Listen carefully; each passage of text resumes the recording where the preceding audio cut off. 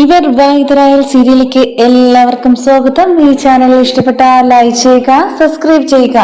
അങ്ങനെ അജയ് തീരുമാനിക്കുന്നുണ്ട്. മുത്തശ്ശിയുടെ അടുത്ത് ഒരു കാര്യമെന്ന് പറയുന്നുണ്ട്. എന്തായാലും അത് തീരുമാനിച്ച മുത്തശ്ശി ചോദിക്കുന്നുണ്ട്, നിനക്ക് ഞാൻ ഒരു വാക്ക് ഞാൻ തന്നിട്ടുണ്ടായിരുന്നു, എന്തായാലും കല്യാണത്തെ കുറിച്ച്. അത് നീ ഒരു മറുപടിയും പറഞ്ഞില്ല. ഇനി എന്താ നിന്റെ തീരുമാനം എന്നൊക്കെ ചോദിക്കുന്നുണ്ട്. ഞാൻ മുത്തശ്ശിയുടെ അടുത്ത് പറഞ്ഞതിൽ ഒരു മാറ്റവും ഇല്ല. എനിക്ക് അഞ്ജനയെ കല്യാണം കഴിക്കാൻ സമ്മതമല്ല. അത് ഞാൻ എല്ലായിടത്തും പറഞ്ഞിട്ടുണ്ട്. സത്യദാസ് അങ്കിളിന്റെ അടുത്തും ചോദിച്ചപ്പോൾ ഞാൻ അതേ പറഞ്ഞുള്ളൂ. ഇനി എന്നെ നിർബന്ധിക്കരുത് എന്നൊക്കെ പറയുന്നുണ്ട്. പക്ഷേ നീ ഒരേ ഒരു കാര്യം ആലോചിക്കണം. ഭവാനിയും അതുപോലെ തന്നെ അഞ്ജനയും തിരിച്ചു വരണമെങ്കിൽ ഒരേ ഒരു ഡിമാൻഡാ വെച്ചിരിക്കുന്നത്. നീ അഞ്ജനെ കല്യാണം കഴിക്കണം. അത് മാത്രമല്ല, നീ പോയി വിളിച്ചാലേ അവർ വരുമെന്നാ പറയുന്നത്. അതുകൊണ്ട് നിന്റെ അടുത്ത് എനിക്ക് ഇത് മാത്രമേ പറയാനുള്ളൂ. നീ ആണെങ്കിൽ പോണം, വിളിച്ചിട്ട് വരണം, വാക്ക് കൊടുക്കണം. ഇത് കേട്ടതും അജയ് പറയുക, ഇല്ല, എൻ്റെ അടുത്ത് ഈ ഒരു തീരുമാനം മാത്രം ആരും പറയരുത്. അത് എന്റേതായുള്ള വ്യക്തിപരമായുള്ള തീരുമാനം എന്നൊക്കെ പറഞ്ഞിട്ട് അകത്തേക്ക് കയറി പോകുന്നുണ്ട്. ആ സമയത്ത് മുത്തശ്ശിയും അതുപോലെ തന്നെ അകത്തേക്ക് പെട്ടെന്ന് കഥക് വലിച്ചടച്ചിട്ട് കയറുന്നുണ്ട്. ആ സമയത്ത് സത്യദാസ് പറയുന്നുണ്ട്, എന്താ അമ്മേ കഥക് തുറക്ക്, എന്താ എന്നൊക്കെ വിളിക്കുന്നുണ്ട്. എന്നിട്ടും കഥക് ഒരിക്കലും തുറക്കുന്നില്ല. ഇത് കേട്ടിട്ട് എല്ലാരും പേടിച്ച് നിൽക്കുന്നുണ്ട്. ആ സമയത്ത് അജയ് ഓടി വരുന്നുണ്ട്. മുത്തശ്ശി കഥക് തുറക്കെന്ന് പറഞ്ഞിട്ട്, ഇല്ല, ഞാൻ നിന്നെ ഇനി കാണില്ല, സംസാരിക്കില്ല, നീ ഇനി എനിക്കൊരു മറുപടി തന്നില്ലാതെ ഞാൻ നിന്റെ അടുത്ത് മിണ്ടില്ല എന്നൊക്കെ പറയുന്നുണ്ട്. ഇത് കേട്ടതും അജയ് എന്ത് ചിന്തിക്കണം, എന്ത് പറയണമെന്നറിയാതെ നിൽക്കുകയാണ്. ആ സമയത്ത് കാറ് പിടിക്കും പോലെ പറയുന്നുണ്ട് സത്യദാസ്. അജയുടെ അടുത്ത് പറയുന്ന ഒരു കാര്യം മാത്രമേ ഉള്ളൂ. എന്തായാലും ഭവാനി അല്ലെങ്കിൽ വിചാരിച്ചു വെച്ചിരിക്കുന്നത് ഞാൻ അവളെ കുടുംബം തകർത്തു വന്നും, അത് മാത്രമല്ല ഞാനാണെങ്കിൽ ഒരു ഉയർച്ചയിലും അവരെ സഹായിക്കില്ല എന്നൊക്കെ പറയുന്നത് എന്നെ കുറ്റപ്പെടുത്തിക്കൊണ്ടാ. പക്ഷെ ഇന്ന് എനിക്ക് നിന്റെ അടുത്ത് പറയാനുള്ളത് അവരുടെ ഒരു കാര്യത്തിന് മാത്രമേ എനിക്ക് പറയാനുള്ളൂ. തിരിച്ചു കൊണ്ടുവരണം. ഇതിന് ഞാൻ മാത്രമാണ് ഒരു സാക്ഷി എന്ന നിലയിൽ നിന്റെ അടുത്ത് പറയുക.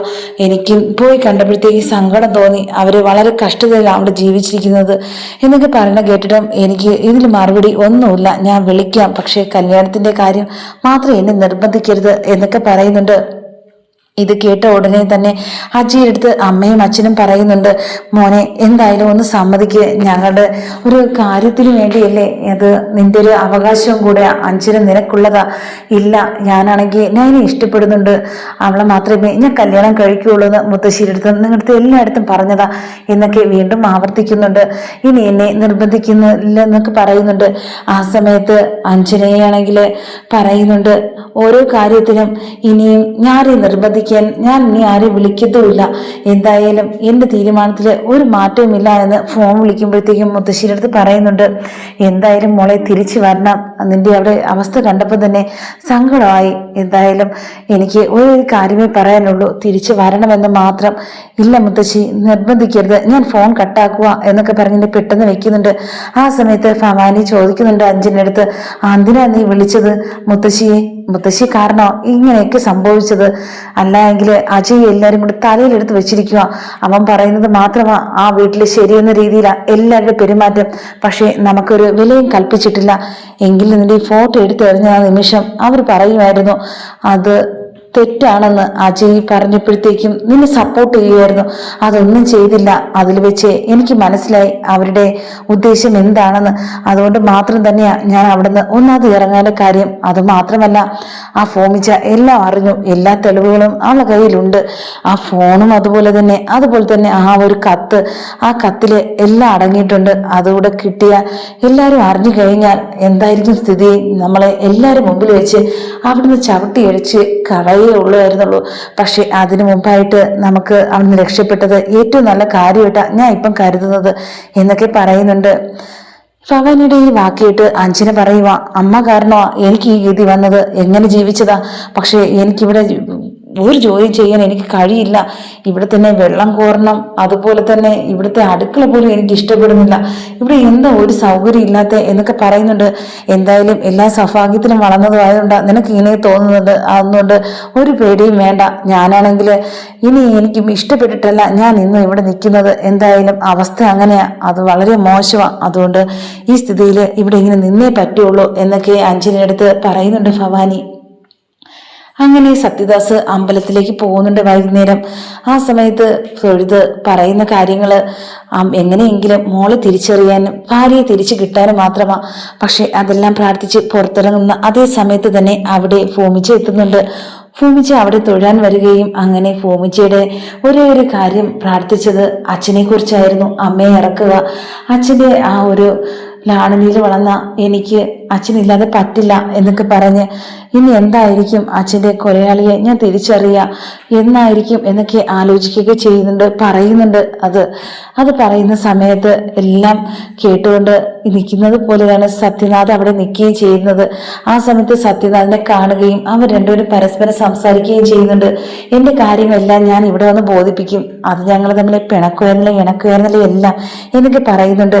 അതുപോലെ തന്നെ ഞാൻ പ്രാർത്ഥിച്ച കാര്യവും നടക്കട്ടെ, അതുപോലെ തന്നെയാണ് അങ്കിള് പ്രാർത്ഥിച്ച കാര്യവും നടക്കട്ടെ എന്നൊക്കെ ഫോമിച്ച് പറയുന്നുണ്ട് സത്യദാസിന്റെ അടുത്ത്. ആ സമയത്ത് അങ്ങനെ യാത്ര പറഞ്ഞ് ഒറ്റയ്ക്കല്ലേ പോകുന്നത്, എങ്ങനെ പോകുന്നത് എന്നൊക്കെ സത്യനാഥ് അന്വേഷിക്കുന്നുണ്ട്. അത് ഞാൻ നടന്നു തന്നെയാ പോകുന്നേ, എന്തായാലും ഞാൻ കൂടെ വരാം, അല്ലെങ്കിൽ ഒരു കാര്യം ഒറ്റയ്ക്ക് പോകണ്ട, ഞാനാണെങ്കിൽ ഒറ്റയ്ക്കല്ലേ അവിടെ താമസിക്കുന്നത്, എൻ്റെ കൂടെ അവിടെ വന്ന് നിൽക്കുക എന്നൊക്കെ പറയുന്നുണ്ട്. എന്തായാലും വിളിച്ചതിൽ നന്ദി, പക്ഷേ എനിക്ക് അച്ഛൻ്റെ ഓർമ്മയും അതുപോലെ എൻ്റെ വീടും ഒരിക്കലും എനിക്ക് മറക്കാൻ പറ്റില്ല, അതുകൊണ്ട് ഞാൻ അങ്ങോട്ടേക്ക് വരുന്നില്ല, വളരെ നന്ദിയുണ്ട് വിളിച്ചതിന് എന്നൊക്കെ പറഞ്ഞിട്ട് പോകുന്നുണ്ട്. അങ്ങനെ യാത്ര പറഞ്ഞ് പോകുന്ന സമയത്ത് വീണ്ടും ആരോ ബൈക്കില് ഭൂമിച്ചേരി ഉണ്ടെന്ന് തോന്നുന്നുണ്ട്. അങ്ങനെ പെട്ടെന്ന് തന്നെ ചാടി കഴുത്തിൽ കയറി പിടിക്കുകയാണ് ഭൂമിച്ചേരി. പക്ഷേ കൊല്ലാൻ നോക്കുന്ന ഉദ്ദേശം മനസ്സിലാക്കി പെട്ടെന്ന് തന്നെ സത്യദാസ് അവിടെ വന്ന് അടിക്കുന്നുണ്ട് അയാളുടെ. പക്ഷെ മുഖംമൂടി വെച്ചതുകൊണ്ട് ആരെന്ന് തിരിച്ചറിയാൻ പറ്റാത്ത അവസ്ഥയിലായിരുന്നു. പക്ഷേ ഭീഷണി ഉണ്ടെന്ന് ഭൂമിച്ച പണ്ട് പറഞ്ഞെങ്കിലും ഇത്രത്തോളം വിചാരിച്ചില്ല സത്യദാസ്. എന്നാൽ നല്ല അടി, രണ്ടുപേരും അങ്ങോട്ടും ഇങ്ങോട്ടും നല്ല അടി കൂടുന്നുണ്ട്. പക്ഷേ മുഖംമൂടി എടുക്കാൻ ശ്രമിച്ചിട്ടും പക്ഷേ ഭൂമിച്ച കാണുമെന്ന് മനസ്സിലാക്കി പെട്ടെന്ന് തന്നെ മുഖംമൂടി താഴ്ത്തി പെട്ടെന്ന് ഓടി രക്ഷപ്പെടുന്നുണ്ട്. ആ സമയത്ത് ഭൂമിജി അടുത്ത് ആവശ്യപ്പെടുന്നുണ്ട്, എന്തായാലും ഒറ്റയ്ക്ക് പോകണ്ട, അവിടെ നിൽക്കുന്നത് സുരക്ഷിതമല്ല, എൻ്റെ കൂടെ വന്നോളൂ, ഞാൻ അവിടെ വീട്ടിൽ നിൽക്കാം, ഇന്ന് പോകണ്ടെന്ന് പറഞ്ഞ് നിർബന്ധിച്ച് വിളിച്ചോണ്ട് പോകുന്നുണ്ട്. അങ്ങനെ പോകുന്ന നിമിഷത്തില് പറയുക, എന്തായാലും സത്യനാഥ് സാറിന്റെ മോളെക്കുറിച്ചും അതുപോലെ തന്നെ സാറിന്റെ വൈഫിനെ കുറിച്ചും ഞാനാണെങ്കിൽ മനസ്സിലാക്കിയെടുത്തോളാം, അവര് എന്തുമാത്രം സ്നേഹത്തോട് വളർന്നതായിരുന്നു. പക്ഷെ ഇതെല്ലാം ഒരു നിമിഷം കൊണ്ട് തട്ടിയെറിഞ്ഞില്ലേ, എന്താ കാര്യമായിരിക്കും എന്നൊക്കെ ചോദിക്കുന്നുണ്ട്. എന്നാൽ ഇതിനെക്കുറിച്ച് എനിക്ക് ഒന്നും അറിയില്ല, ഒരു നിമിഷം കൊണ്ട് എൻ്റെ കുടുംബത്തെ നഷ്ടമായത്, ഏത് നിമിഷവും എങ്ങനെയും ഞാൻ കാത്തിരിക്കുക, എപ്പോൾ വേണമെങ്കിലും എൻ്റെ അടുത്തേക്ക് വരാൻ വേണ്ടി എന്നൊക്കെ പറയുന്നുണ്ട്. എന്തായാലും പെട്ടെന്ന് തന്നെ വരും, പക്ഷേ മോൾ എൻ്റെ അടുത്ത് ഇരിക്കുമ്പോഴത്തേക്കും എനിക്ക് എൻ്റെ സ്വന്തം മോൾ ഇരിക്കേണ്ട ഫീലിംഗാണ് എനിക്ക് തോന്നുന്നത് മോളെ കാണുമ്പോഴത്തേക്കും. ഇത് പറഞ്ഞു കേട്ട ഉടനെ പറയുന്നുണ്ട് ഭൂമിയും എനിക്കും അതേ ഫീലിംഗ് തന്നെയാണ്, എൻ്റെ സ്വന്തം അച്ഛൻ എന്തോ ഒരു ആകർഷണം ഫസ്റ്റ് കണ്ടപ്പോൾ മുതൽ എനിക്ക് തോന്നി. അത് മാത്രമല്ല, ഞാൻ ആ വീട്ടിലേക്ക് ആദ്യമായിട്ട് വന്ന നിമിഷവും കാലെടുത്ത് വെച്ച നിമിഷവും എനിക്ക് എന്തോന്നില്ലാത്ത ഒരു സന്തോഷവും, അത് മാത്രമല്ല എന്തോ ഒരു പണ്ടേ ഞാൻ കണ്ടിട്ടുള്ളത് പോലുള്ള ഒരു ഫീലിംഗും എനിക്ക് അവിടെ തോന്നിയത് എന്നൊക്കെ പറയുന്നുണ്ട്. അത് എനിക്ക് തോന്നിയ അതേ ഇത് തന്നെ മോക്കും തോന്നിയത്. അപ്പൊ നമ്മൾ തമ്മിൽ എന്തോ ഒരു അടുപ്പമുണ്ട് കേട്ടോ എന്നൊക്കെ സത്യനാഥ് പറയുന്നുണ്ട്. ഇത് കേട്ട ഉടനെ തന്നെ ഭൂമി പറയുന്നുണ്ട്, എന്തായാലും എൻ്റെ അച്ഛൻ എന്നെയാണെങ്കിൽ അത്രയ്ക്ക് ജീവനായിരുന്നു, എന്നെ ഒരിക്കലും ഒരു തരത്തിലും വേദനിപ്പിച്ചിട്ട് പോലുമില്ല, എന്നിട്ടും അച്ഛൻ ഈ ഗതി വന്നല്ലോ, എന്തിനാ ദുഷ്ടന്മാര് എൻ്റെ അച്ഛനെ ഇങ്ങനെയൊക്കെ ചെയ്തത്, അതിനെ കണ്ടുപിടിക്കണം. അത് എല്ലാ തെളിവുകളും കിട്ടിയെങ്കിലും പക്ഷേ എനിക്ക് ഫോണിലെ തെളിവുകൾ അത് നിർണായകമാണ്, അതിനുവേണ്ടി കൊടുത്തിട്ടുണ്ട്, അതുകൂടെ കിട്ടിക്കഴിഞ്ഞാൽ ഞാനാണെങ്കിൽ എല്ലാ തെളിവുകളും നിരത്തി അജയടുത്ത് ആവശ്യപ്പെടും അവരുടെ അറസ്റ്റ് രേഖപ്പെടുത്താൻ. പക്ഷെ ഒരു തരത്തിലും ഒരു തെളിവ് ഞാൻ ചോദിച്ചിട്ട് പോലും തരണില്ല അജയ്, അതിന് ഞാൻ നേടിയെടുക്കുക തന്നെ ചെയ്യും, എല്ലാ തെളിവുകളോടുകൂടി ഞാൻ തന്നെ മുന്നിട്ട് നിന്ന് അവരെ ഞാൻ വിധിക്കുകയും ചെയ്യും, എൻ്റെ ശിക്ഷാവിധി എന്നൊക്കെ പറയുന്നുണ്ട്. അങ്ങനെ വീടെത്തുകയും വീട്ടിലേക്ക് വന്ന് ആദ്യം ഡ്രസ്സ് മാറാൻ വേണ്ടി കൊടുക്കുന്നുണ്ട് സത്യനാഥ് സാറിന്റെ. എന്താ വെച്ചാലും ഭാര്യയുടെ ഡ്രസ്സുകളാണല്ലേ ഇതൊക്കെ എന്നൊക്കെ ചോദിക്കുന്നുണ്ട്. അതെ, എന്തായാലും അതൊക്കെ തന്നെ ഇടുന്നുണ്ട്. അങ്ങനെ ആ ഡ്രസ്സ് ഇട്ടപ്പോഴത്തേക്കും പറയുന്നുണ്ട്, എന്തായാലും എനിക്ക് അവർ നിൽക്കുമ്പോഴുള്ളൊരു ഫീലിംഗാ തോന്നുന്നത് എന്നൊക്കെ പറയുന്നുണ്ട്. എന്നിട്ട് മോളുടെ കാര്യവും അതുപോലെ തന്നെ ഭാര്യയുടെ കാര്യവും അതോ പാചകം ചെയ്യുന്നതും ഒക്കെ കണ്ടുകൊണ്ട് നിൽക്കുക.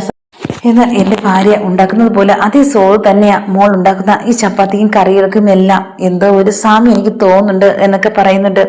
അത് തോന്നല, ആദ്യമായിട്ടല്ലേ ഇങ്ങനെയൊക്കെ വേറൊരാൾ ഉണ്ടാക്കി തരുന്നത്, അതിൻ്റെ ഒരു ഇതായിരിക്കും എന്നൊക്കെ പറയുന്നുണ്ട്.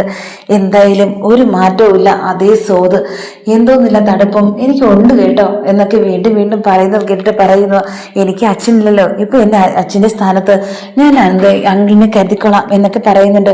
ആ സമയത്ത് നിറയെ കണ്ണുകളോടെ നോക്കുന്നുണ്ട് ഭൂമിയെ. ആ സമയത്താണ് അവിടേക്ക് കടന്നു വരുന്നത് അജയ്. അങ്ങനെ അജയ് വരുന്നതും അജയ് ആണെങ്കിൽ നോക്കിക്കൊണ്ട് നിൽക്കുകയും ചെയ്യുന്നുണ്ട്. ഇവർ തമ്മിൽ നല്ല ഒരു സന്തോഷമാണല്ലോ ഇപ്പോഴത്തേക്കും എന്നൊക്കെ പറയുന്നത്. ഭൂമി ഇപ്പോഴാണ് ഞാൻ ചിരിച്ചു കാണുന്നത് എന്നൊക്കെ വന്ന ഉടനെ പറയുന്നുണ്ട്. എന്നാൽ ഇങ്ങോട്ട് വന്നപ്പോഴത്തേ ഭൂമിയെ അപായപ്പെടുത്താൻ 2-3 പേര് വന്നായിരുന്നു. പക്ഷെ ഒരാളെ പിടികിട്ടി. എന്തോ ഒരു ഇത് ഇവളിൽ ഉണ്ട്. എന്തായാലും ഇവളെ കൊല്ലാൻ വേണ്ടി തന്നെയാണ് നോക്കി വന്നിരിക്കുന്നത്. നീ എന്ത് വെച്ചാലും ശ്രദ്ധിക്കണം, നീ അന്വേഷിക്കുകയും ചെയ്യണം എന്നൊക്കെ സത്യനാഥ് പറയുന്നുണ്ട്.